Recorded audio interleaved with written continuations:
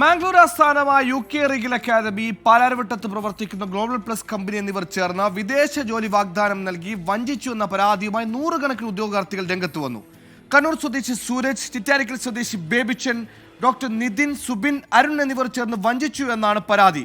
തട്ടിപ്പിനിരയാക്കപ്പെടുകയും യൂറോപ്പിലേക്ക് പോകുന്നതിന് 10 വർഷം വിലക്ക് നേരിടുകയും ചെയ്തതോടെ വീട് പോലും പണയം വെച്ചും കടം വാങ്ങിയും നൽകിയ ലക്ഷ്യങ്ങൾ തിരികെ കിട്ടാനായി നെട്ടോട്ടത്തിലാണ് ഉദ്യോഗാർത്ഥികൾ.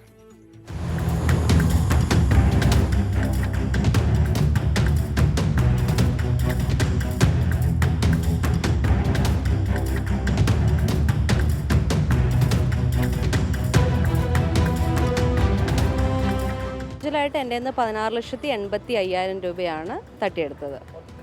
മൊത്തത്തിൽ ഒരു 10 കോടിയിലധികം രൂപ 86ഓളം ആൾക്കാരിൽ നിന്നായിട്ട് ആള് തട്ടിയെടുത്തിട്ടുണ്ട്. സ്വന്തം വീട് പണയം വെച്ച് പലരിൽ നിന്നും കടം വാങ്ങിയുമൊക്കെ 10 മുതൽ 18 ലക്ഷം രൂപ വരെയാണ് ഓരോ ഉദ്യോഗാർത്ഥിയും വിദേശ ജോലിയും ജീവിതവും സ്വപ്നം കണ്ട് നൽകിയത്. മാംഗ്ലൂർ ആസ്ഥാനമായ UK ലീഗൽ അക്കാദമി എന്ന കൺസൾട്ടൻസിയാണ് UK-യിലേക്ക് എത്തിക്കാമെന്ന് പറഞ്ഞ് ഉദ്യോഗാർത്ഥികളെ ആദ്യം പറ്റിച്ചത്. പാലാരിവട്ടത്ത് പ്രവർത്തിക്കുന്ന ഗ്ലോബൽ പ്ലസ് എന്ന കമ്പനിയുമായി ചേർന്നാണ് ഉദ്യോഗാർത്ഥികൾക്ക് ഫേക്ക് COS നൽകിയത്. ഇതോടെ 10 വർഷത്തേക്ക് ഒരു യൂറോപ്യൻ രാജ്യങ്ങളിലേക്കും പോകാൻ കഴിയാത്ത അവസ്ഥയിലാണ് ഈ ഉദ്യോഗാർത്ഥികൾ എത്തപ്പെട്ടത്. തട്ടിപ്പ് നടത്തിയ ശേഷം സൂരജും കൂടെയുള്ള ആളുകളും മുങ്ങിയതായാണ് ഉദ്യോഗാർത്ഥികളുടെ പരാതി. ഞങ്ങൾക്ക് എങ്ങനെ പൈസ അങ്ങ് തിരിച്ചു കിട്ടണം. കാരണം ഞങ്ങൾക്ക് ഞങ്ങളുടെ കുടുംബം ഞങ്ങൾക്ക് ബുദ്ധിമുട്ടാണ്, ഞങ്ങൾ ജീവിക്കാൻ ബുദ്ധിമുട്ട്. ഞങ്ങൾ 86 പേരോളമുണ്ട് ഞങ്ങൾക്ക് ഇതിനകത്ത്.